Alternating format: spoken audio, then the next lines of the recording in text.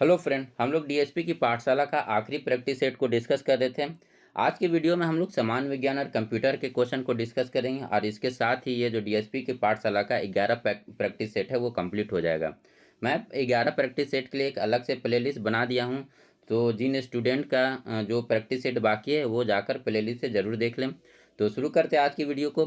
आज का जो हमारा पहला क्वेश्चन है, निम्नलिखित युग्मों में कौन एक सही नहीं है। ऑडियोमीटर ये ध्वनि की तीव्रता मेजर करने में यूज होता है, ये बिल्कुल सही है। ऑडियोमीटर का यूज ध्वनि की तीव्रता मेजर करने में होता है। उसके बाद हमारा जो नेक्स्ट है ओडोमीटर, वाहन की पहियों के द्वारा तय की गई दूरी मेजर करने में, ये भी सही है। उसके बाद हमारा जो नेक्स्ट है ओडोंटोमीटर, ये विद्युत चुंबकीय तरंग की आवृत्ति मेजर करने में, ये भी सही है। उसके बाद हमारा जो नेक्स्ट है आमीटर, आमीटर का यूज विद्युत शक्ति मापक यंत्र है, नहीं ये गलत है। सो यहाँ पर जो करेक्ट आंसर हो जाएगा ऑप्शन डी हो जाएगा। आमीटर का यूज कहाँ पर होता है, तो आमीटर का यूज जो है ये आपका विद्युत धारा यानी इलेक्ट्रिक करंट मेजर करने में होता है। विद्युत शक्ति का यूज कहाँ पर होता है, तो इस विद्युत शक्ति का है जो यूज वाट मीटर, विद्युत शक्ति को जो हम मेजर करते हैं वो वाट मीटर से करते हैं, तो इसे आप नोट डाउन कर लीजिएगा। चलिए देखते हैं नेक्स्ट क्वेश्चन को। हमारा जो नेक्स्ट क्वेश्चन है, ऑटोमोबाइल्स के हाइड्रोलिक ब्रेक का कार्य किस सिद्धांत पर कार्य करता है। हाइड्रोलिक ब्रेक का कार्य जो है किस सिद्धांत पर कार्य करता है, तो आर्किमिडीज के सिद्धांत पर, न्यूटन के गति के नियम पर, बर्नौलीज के सिद्धांत पर या पास्कल्स के नियम पर। तो ऑटोमोबाइल के जो हाइड्रोलिक ब्रेक है ये पास्कल्स के नियम पर कार्य करता है, यानी जो इसका करेक्ट आंसर हो जाएगा ऑप्शन डी हो जाएगा। आप लोगों को तो पास्कल का नियम पता ही होगा, अगर नहीं पता है तो चलिए थोड़ा इसको डिस्कस कर लेते हैं पास्कल्स का नियम को। पास्कल्स का नियम क्या कहता है, तो पास्कल बेसिकली जो है दो स्टेटमेंट देते हैं, ठीक है। पास्कल जो है, पास्कल से नियम से रिलेटेड दो स्टेटमेंट है। देखिए पहला स्टेटमेंट क्या बोला जाता है, मान लीजिए ये मेरे पास कोई बीकर है, इसमें लिक्विड भरा हुआ है, ठीक है, ये पूरा लिक्विड से भरा हुआ है। अब पहला स्टेटमेंट क्या बोला जाता है, मान लीजिए यहाँ पर जो गुरुत्वीय प्रभाव है यानी गुरुत्वीय बल जो है यहाँ पर जीरो है, ठीक है। इस बीकर के अंदर जो गुरुत्वीय बल है वो जीरो है। तो इस अगर ये जीरो है तो इस स्टेटमेंट में पास्कल क्या बोलते हैं, अगर कहीं पर जो गुरुत्वीय बल वो जीरो है तो यहाँ जो द्रव के द्वारा जो प्रेशर लगेगा, द्रव के द्वारा जो प्रेशर लगेगा ये सभी दिशाओं में समान होगा, ठीक है। द्रव के द्वारा जो प्रेशर लगाया जाएगा ये सभी दिशाओं में समान होगा, यानी जितना प्रेशर इधर लग रहा है उतना ही प्रेशर इधर लगेगा, उतना ही प्रेशर इधर भी लगेगा, उतना ही प्रेशर इधर भी लगेगा, ठीक है। पहला स्टेटमेंट क्या है कि पहला स्टेटमेंट में बोला गया, मान लीजिए मेरे पास गुरुत्वीय प्रभाव जीरो है तो वहाँ पर जो है इस बीकर में जो द्रव के द्वारा जो प्रेशर लगेगा सभी दिशाओं में समान लगेगा, ये पहला स्टेटमेंट हो गया। उसके बाद दूसरा स्टेटमेंट दूसरा स्टेटमेंट का पास्कल का क्या है कि मान लीजिए ये मेरे पास बीकर है, इसमें लिक्विड भरा हुआ है, ठीक है, ये लिक्विड है। इसमें अब हम कोई फोर्स लगा रहे हैं, जैसे ही कोई फोर्स लगाएंगे इस लिक्विड के ऊपर, जैसे ही हम कोई फोर्स लगाएंगे, ये मान लीजिए मैं फोर्स लगाया इसमें, तो इस फोर्स के वजह से जो लिक्विड का प्रसारण या ट्रांसफर होगा सभी दिशाओं में बराबर होगा, ठीक है। ये जितना इधर जाएगा उतना ही लिक्विड का ट्रांसफर इधर होगा, जितना इधर जाएगा उतना ही लिक्विड का जो ट्रांसफर है इधर होगा, ठीक है। ये दो स्टेटमेंट आपको समझ में आ गया। पहला स्टेटमेंट में क्या बोला गया कि जहाँ पर गुरुत्वीय बल जीरो होगा वहाँ पर जो है द्रव के द्वारा जो है प्रत्येक बिंदु पर जो प्रेशर है वो समान होगा। उसके बाद दूसरा स्टेटमेंट में क्या बोला गया कि मान लीजिए किसी द्रव के अगर हम फोर्स लगा रहे हैं तो द्रव पर जो फोर्स लगाने से द्रव का जो प्रसारण होगा, मतलब वो जो इधर जो उसका ट्रांसफर होगा वो सभी दिशाओं में समान होगा, ठीक है। ये दो स्टेटमेंट है। अब यही दो स्टेटमेंट पर जितना मेरा जो यांत्रिक द्रव चलित यांत्रित है यंत्र है, द्रव चलित यंत्र, द्रव चलित द्रव चलित यंत्र, देखिए इसमें इसका उदाहरण भी देख लीजिए कौन कौन है। इसमें जो आता है ये हाइड्रोलिक ब्रेक आता है, हाइड्रोलिक ब्रेक आएगा। उसके बाद आएगा हाइड्रोलिक लिफ्ट, ठीक है। ये जितना भी है द्रव चलित यंत्र है और ये सारे जो है पास्कल्स के नियम पर काम करते हैं, और एक हाइड्रोलिक प्रेस। तो ये तीनों का आप नाम याद रखिए। द्रव चलित यंत्र कौन कौन है, तो हाइड्रोलिक ब्रेक हो गया, हाइड्रोलिक लिफ्ट हो गया और हाइड्रोलिक प्रेशर हो गया। ये सारे किस पर काम करते हैं, तो ये सारे जो है पास्कल्स लॉ पर काम करते हैं। देखिए अब ये काम कैसे करती है इसे भी आप एक थोड़ा समझ लीजिए फिगर के थ्रू। मान लीजिए ये मेरे पास कोई द्रव चलित यंत्र है, ठीक है, ये कोई मेरा द्रव चलित यंत्र है। यहाँ पर जो है ये इसका जो है कुछ इस तरह से स्ट्रक्चर होगा।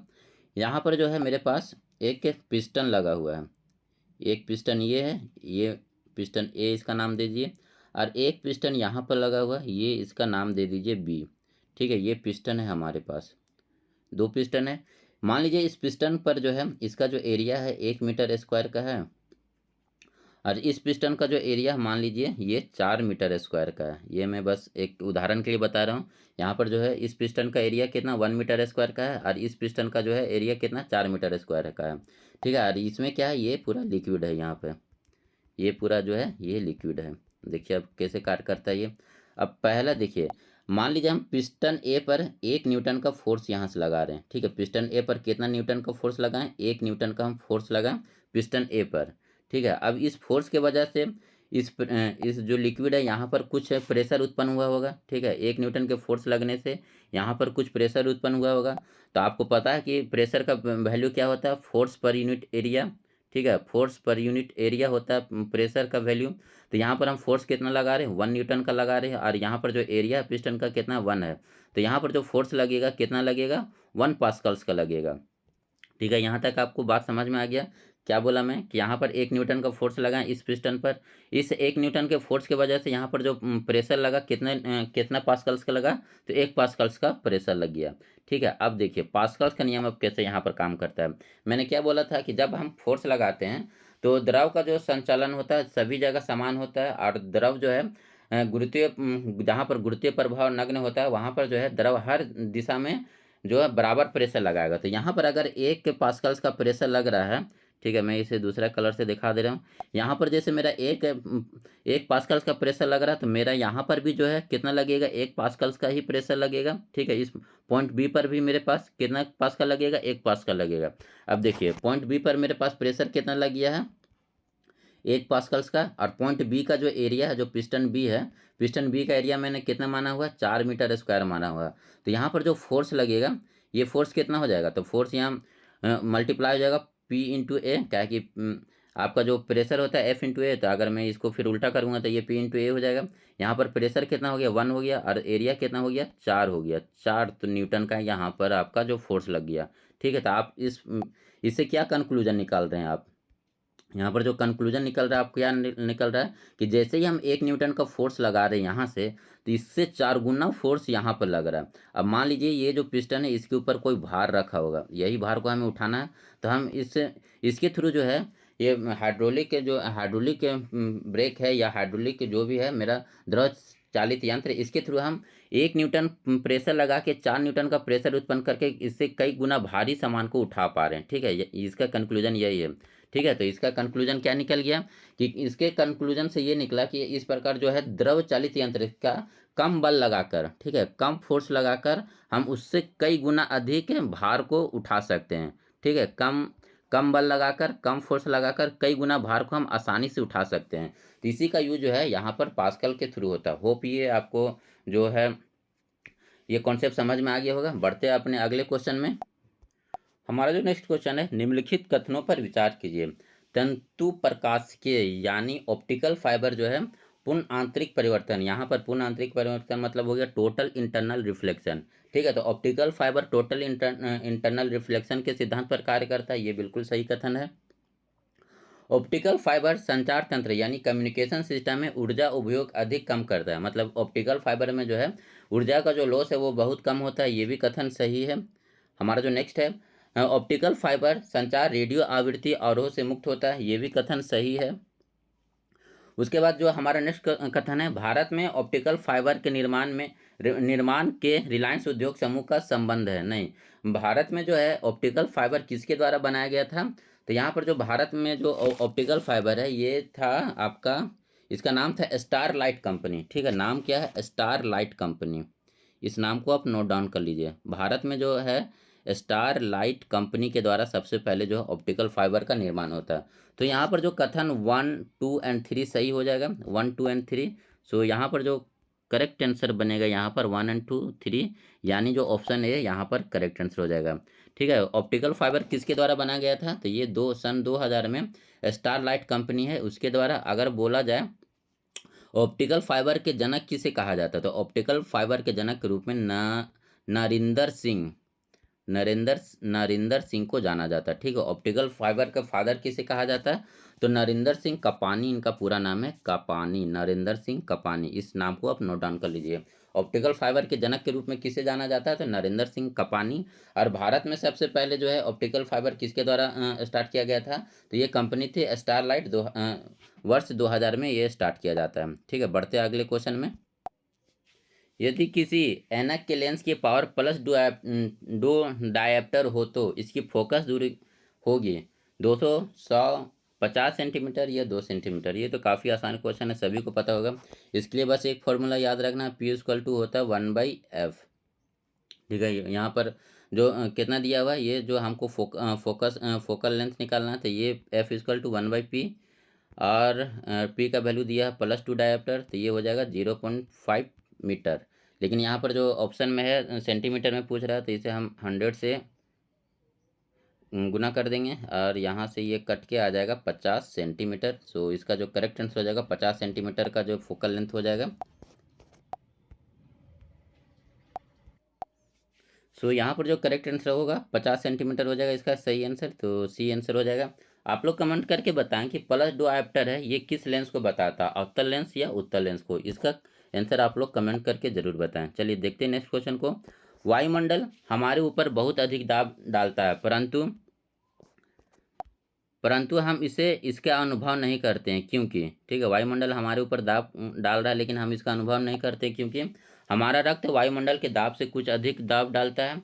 हम इसके अभ्यस्त हैं, हमारी हड्डियां काफ़ी मजबूत है और इससे इस दाब को सहन कर सकती है। हमारे शरीर का सतही क्षेत्रफल बहुत छोटा है। ठीक है, तो इसका जो सिंपल सा कारण है, जो वायुमंडल का दाब है उससे कहीं अधिक दाब जो है हमारा जो अंदर का रक्त है वो डालता है। ठीक है, तो यहाँ पर जो करेक्ट आंसर हो जाएगा ऑप्शन ए हो जाएगा। ठीक है, हमारा रक्त वायुमंडल के दाब से कुछ अधिक दाब डालता है, इसलिए हम जो है वातावरण के वायुमंडलीय दाब को महसूस नहीं कर पाते हैं, वो उसको बैलेंस कर देता है।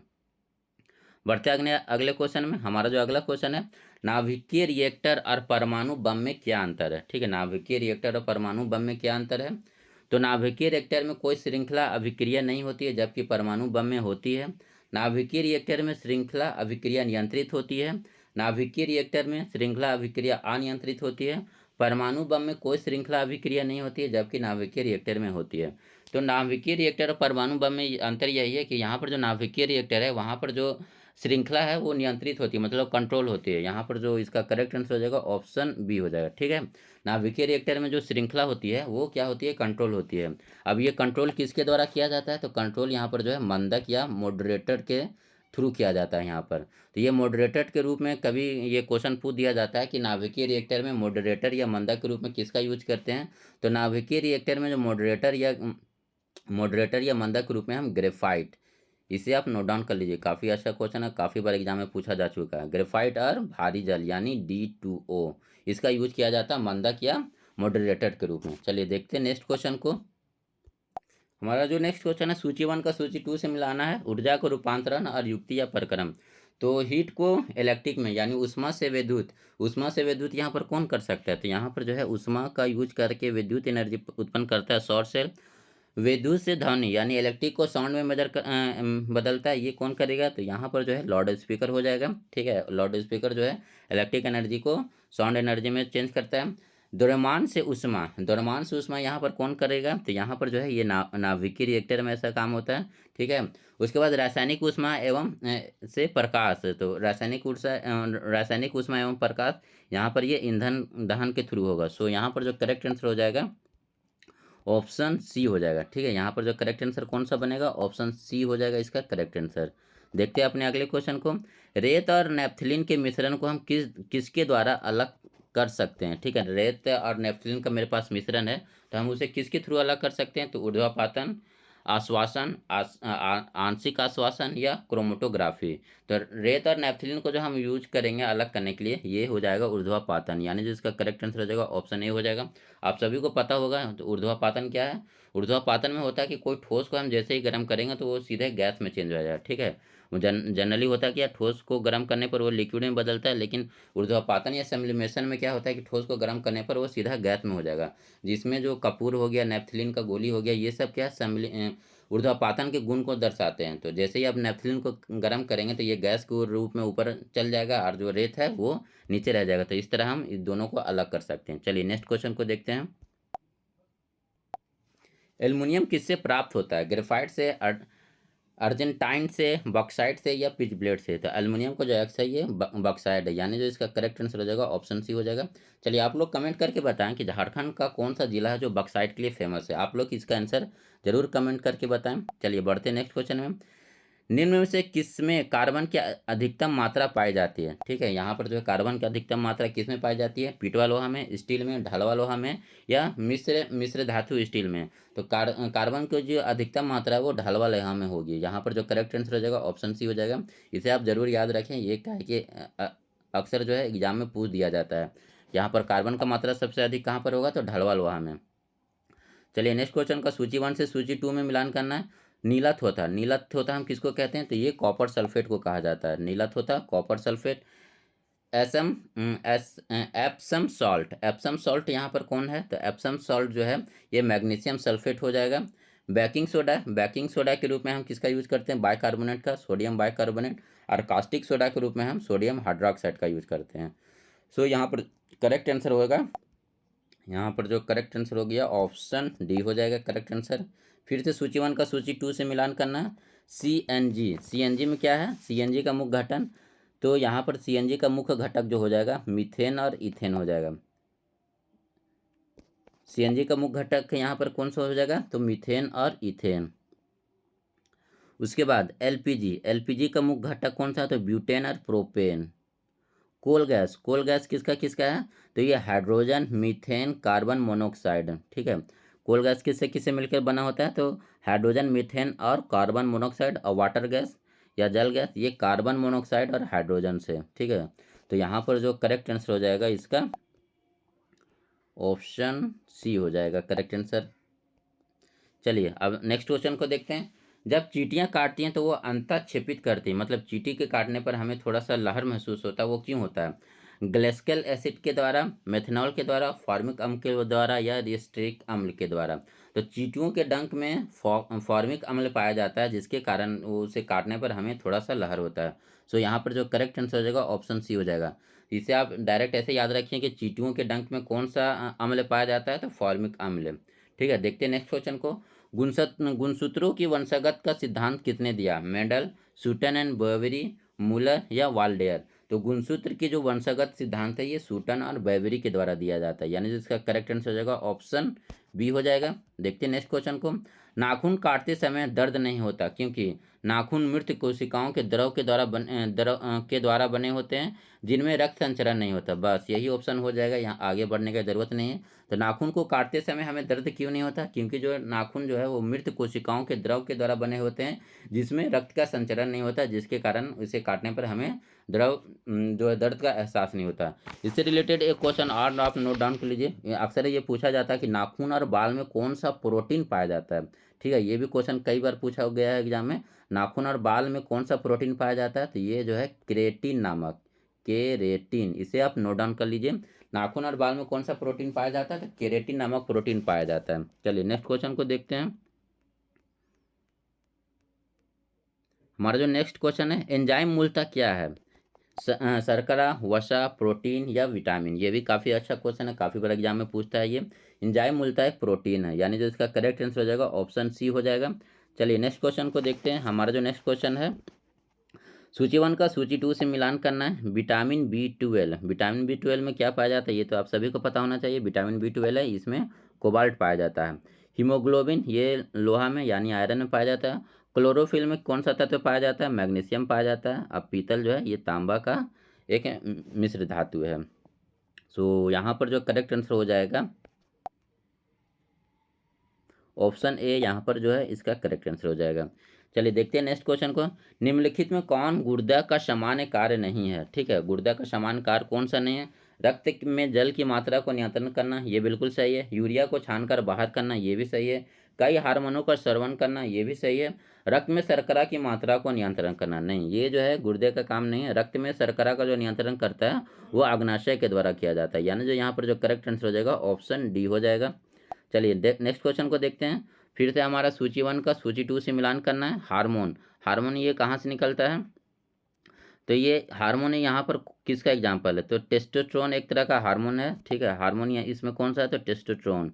उसके बाद एंजाइम, यहाँ पर एंजाइम कौन सा है, तो ये लाइपेज एंजाइम का एक उदाहरण है। उसके बाद फास्फोलिपिड क्या है, तो ये एक लिसिथीन है, ठीक है, फास्फोलिपिड लिसिथीन और बाहुलक पाइलेथीन, ठीक है। सो यहाँ पर जो करेक्ट आंसर बन जाएगा, करेक्ट आंसर यहाँ पर होगा डी का 4 सी का 3, तो करेक्ट आंसर हो जाएगा ऑप्शन ए। एलिसा जांच किस लिए किया जाता है, ठीक है, एलिसा जांच है किस बीमारी के पता के लिए किया जाता है, एड्स के लिए, मधुमेह के लिए, टाइफाइड के लिए या क्षय रोग के लिए। तो एलिसा जांच का जो यूज होता है वो एड्स की जांच के लिए होता है, ठीक है, एड्स की बीमारी का पता लगाने के लिए एलिसा जांच किया जाता है, ठीक है। आप लोग एक यहाँ पर और नोट डाउन कर लीजिए, जो है टाइफाइड के लिए कौन सा टेस्ट होता है, तो ये विडाल टेस्ट होता है, तो इसे भी आप नोट डाउन कर लीजिए, क्योंकि ये भी एग्जाम में पूछता है। टाइफाइड बीमारी की पहचान के लिए किसका कौन सा परीक्षण किया जाता है, तो विडाल, इसे मैं लिख देता हूँ विडाल टेस्ट किया जाता है, ठीक है। चलिए, ये साइंस का पोर्शन कंप्लीट हो गया। चलिए अब कंप्यूटर के क्वेश्चन को देखते हैं। डेटा को एक स्थान से दूसरे स्थान पहुंचाने के रूप को कहलाता है प्रक्रिया, सूचना, गणना या तुलना। तो डेटा को एक स्थान से दूसरे स्थान तक पहुंचाने का जो प्रक्रिया उसे हम सूचना यानी इन्फॉर्मेशन कहते हैं। इन्फॉर्मेशन का मतलब ही होता है ट्रांसफर ऑफ डेटा, ठीक है। बढ़ते हैं अगले क्वेश्चन में। निम्नलिखित कथनों में कौन सा कथन गलत है, ठीक है। यहाँ पर जो कथन कौन सा गलत कथन है ये पूछ रहा है। तो हमारा जो पहला कथन है, आप एक ही पर्सनल कंप्यूटर का उपयोग करके 3 से अधिक ईमेल आईडी नहीं बना सकते। नहीं, ये जो पहला ही कथन जो है गलत हो गया, ठीक है, यही कथन गलत है। हम एक पर्सनल कंप्यूटर यूज करके कई ईमेल बना सकते हैं, तो ये इसमें कोई रिस्ट्रिक्शन नहीं है, तो ये पहला कथन गलत हो गया।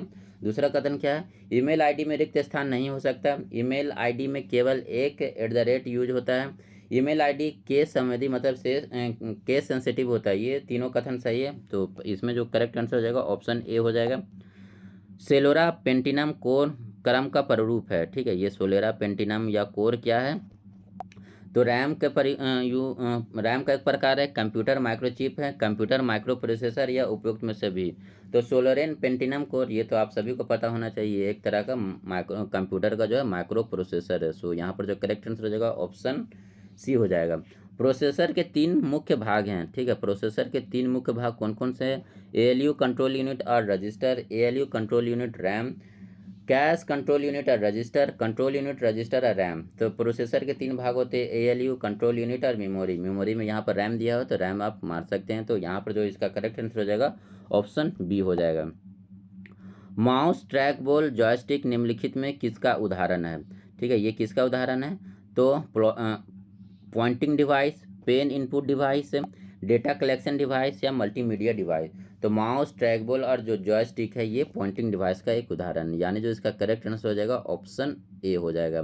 कंप्यूटर शब्दावली में MIPS का अर्थ क्या है, marginal input storage, million information पर सेकेंड, माइक्रो इंफॉर्मेशन पर सेकेंड या memory image processing state dog. तो MIPS का जो फुल फॉर्म है ये हो जाएगा मिलियन इंस्ट्रक्शन पर सेकेंड, यानी जो यहाँ पर जो करेक्ट आंसर हो जाएगा ऑप्शन बी हो जाएगा। MIPS का पूर्ण रूप क्या है, तो मिलियन इंस्ट्रक्शन पर सेकेंड। चलिए देखते हैं नेक्स्ट क्वेश्चन को। NEFT और RTGS क्या है, ठीक है, ये तो आप बैंक में यूज करते हैं, तो यहाँ से आपको पता होना चाहिए NEFT और RTGS क्या है। तो चेक ट्रंकेशन प्रोसेस, बैंक से बैंक में इलेक्ट्रॉनिक फंड ट्रांसफर, बैंक के भीतर इलेक्ट्रॉनिक भुगतान उत्पाद या विभिन्न डिपॉजिट उत्पाद। तो ये तो सभी को पता है NEFT और RTGS क्या है, तो बैंक से बैंक में इलेक्ट्रॉनिक फंड ट्रांसफर, यानी जो यहाँ पर जो करेक्ट आंसर हो जाएगा ऑप्शन बी हो जाएगा। अब आप लोग कमेंट करके बताएं कि NEFT और RTGS का फुल फॉर्म क्या है, क्योंकि ये भी एग्जाम में पूछ लिया जाता है। वैसे मैं NEFT का फुल फॉर्म बता देता हूँ, नेशनल इलेक्ट्रॉनिक्स फंड ट्रांसफ़र, ठीक है। क्या है NEFT, national electronics fund transfer. आप लोग RTGS का जो फुल फॉर्म है वो कमेंट करके ज़रूर बताएं। चलिए देखते हैं नेक्स्ट क्वेश्चन को। हमारा जो नेक्स्ट क्वेश्चन है, निम्नलिखित में कौन सा GUI घटक उपयोगकर्ताओं को एक सेट से एक या अधिक विकल्प चुनने की अनुमति देता है, text box, radio button, check box या ड्रॉप डाउन। तो यहाँ पर जो इसका करेक्ट आंसर हो जाएगा ये हो जाएगा आपका चेक बॉक्स। चेक बॉक्स जो है जो यूजर को एक से अधिक जो है GUI टैग जो है चुनने का विकल्प देता है। सो यहाँ पर जो करेक्ट आंसर हो जाएगा ऑप्शन सी हो जाएगा। रीडो के लिए मानक विंडो की कीबोर्ड का शॉर्टकट कुंजी क्या है, ठीक है। रीडो के लिए शॉर्टकट की क्या है, तो control+-, control, control plus shift plus Z या कंट्रोल जेड। तो रीडो के लिए जो है हम यूज करते हैं control plus shift plus Z, या एक और यूज कर लीजिए कंट्रोल प्लस वाई का भी यूज करते हैं, ठीक है। तो इसी पे हम नोट डाउन कर लीजिए CTRL प्लस वाई या फिर control plus shift plus Z, ये दोनों का यूज करके हम रीडो कर सकते हैं। हमारा जो नेक्स्ट क्वेश्चन है ERP का फुल फॉर्म क्या है। ERP का फुल फॉर्म पूछ रहा है, तो ये तो यहाँ पर डायरेक्ट हो जाएगा इंटरप्राइज रिसोर्स प्लानिंग, ठीक है। यहाँ पर जो ERP का जो फुल फॉर्म क्या है, तो इंटरप्राइज रिसोर्स प्लानिंग। सो यहाँ पर जो करेक्ट आंसर हो जाएगा ऑप्शन सी हो जाएगा। जावा किसका उदाहरण है, मशीनी लैंग्वेज का, असेंबली लैंग्वेज का, उच्च स्तरीय लैंग्वेज यानी हाई लेवल लैंग्वेज का, या फोर्थ जनरेशन भाषा। तो जावा जो है हाई लेवल लैंग्वेज का उदाहरण है। सो यहाँ पर जो इसका करेक्ट आंसर हो जाएगा ऑप्शन सी हो जाएगा। जावा किसका उदाहरण है, एक हाई लेवल लैंग्वेज का उदाहरण है। कोई कंप्यूटर एनालॉग डेटा को पहचान और समझ इसके लिए पहले इसे, ठीक है, कोई भी कंप्यूटर जो है एनालॉग डेटा को कैसे पहचानेगा, इंटरप्रिटेशन के लिए मेनफ्रेम के पास भेजना होगा, CPU के LU के द्वारा विश्लेषित किया जाना होगा, डिकोड किया जाना होगा, या डिजिटाइज किया जाना होगा। तो कोई भी कंप्यूटर है वो एनालॉग को नहीं समझ पाता है, हम इसके लिए पहले क्या करते हैं, जो एनालॉग सिग्नल भेजते हैं उसको डिजिटल सिग्नल में कन्वर्ट करते हैं। तो यहाँ पर जो हो जाएगा करेक्ट आंसर ऑप्शन डी हो जाएगा। कोई भी कंप्यूटर जो है डिजिटल सिग्नल को ही रीड कर पाता है या उसको समझ पाता है। जो भी हम एनालॉग सिग्नल दे रहे हैं, तो एनालॉग सिग्नल को पहले हम डिजिटल इन्फॉर्मेशन में चेंज करेंगे, उसके बाद कंप्यूटर उसे समझ पाएगा। चलिए देखते हैं नेक्स्ट क्वेश्चन को। टेलनेट का क्या तात्पर्य है, टेलनेट का क्या तात्पर्य है, तो telephone network, television network, teletype network, या टेलीफैक्स नेटवर्क। तो टेलनेट का तात्पर्य है टेलीटाइप नेटवर्क, यानी जो यहाँ पर जो करेक्ट आंसर हो जाएगा ऑप्शन सी हो जाएगा। ईमेल के संबंध में IMAP का क्या अर्थ है, इंटरनेट संदेश एक्सेस नीति। इंटरनेट के संबंध में IMAP, ये डायरेक्ट इंग्लिश में याद रखिए, हिंदी में क्या है कि पढ़ना बहुत कष्ट है। इंटरनेट मैसेज एसेस प्रोटोकॉल है, ठीक है, इंटरनेट मैसेज एसेस प्रोटोकॉल,